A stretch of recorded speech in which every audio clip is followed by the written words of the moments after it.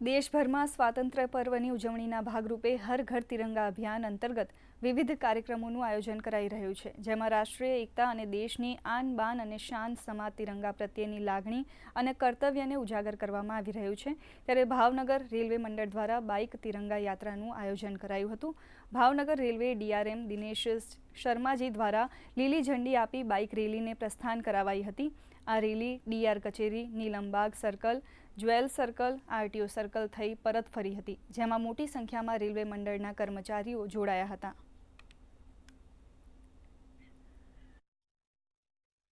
भावनगर मंडल में हम लोग साइकिल रैली निकाल रहे हैं।